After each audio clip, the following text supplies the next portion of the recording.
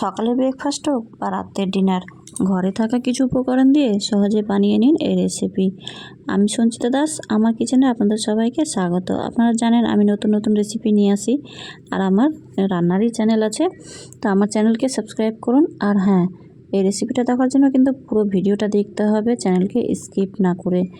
তো এই রেসিপিটা বানানোর জন্য আমি নিয়ে নিয়েছি 1 বাটি সুজি, তার মধ্যে দিয়ে দিয়েছি 100 গ্রাম পরিমাণ টক দই, তার মধ্যে দিয়ে দিলাম লবণ, স্বাদ অনুযায়ী চাট মশলা আর বিট নুন। এবারে তার ভালো করে ফেটিয়ে নিলাম। এবারে যাবে টমেটো কুচি, পেঁয়াজ কুচি, গ্রেট করা গাজর, ধনেপাতা কুচি, লঙ্কা কুচি, সে সবগুলোকে দিয়ে আবারও ভালো করে ফেটিয়ে নিব।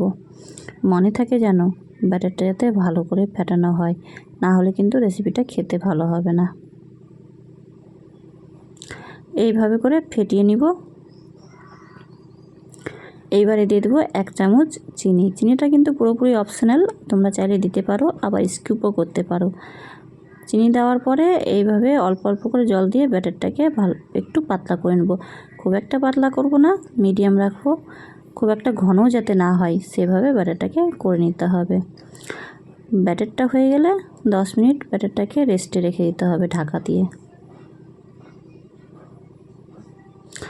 তোমরা একটু আমাকে কমেন্ট করবে কে কোথার থেকে আমার ভিডিও দেখছো, আর কারো কোনো কিছু জানার থাকলে কিন্তু আমার কাছে অবশ্যই কমেন্টে জানতে পারো, কোনো অসুবিধা নেই। তো আমি 10 মিনিট ঢাকিয়ে রেখে দিলাম ব্যাটারটাকে। এবারে 10 মিনিট পর চলে আসলাম, তাওয়া গরম করে তার মধ্যে দিয়ে দিলাম ঘি। তোমরা বাটার বা তেল দিয়েও করতে পারো, আমি এখানে ঘি দিয়েছি। 1 হাতা করে দিয়ে এবারে এইভাবে করে চারিদিকে ছড়িয়ে দিতে হবে।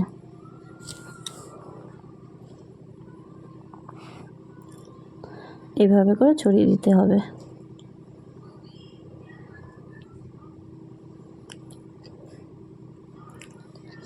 এক পৃষ্ঠাটা হয়ে গেলে ছলনি দিয়ে উল্টে আরেক পৃষ্ঠার অপর পৃষ্ঠাটা ভেজে নিতে হবে।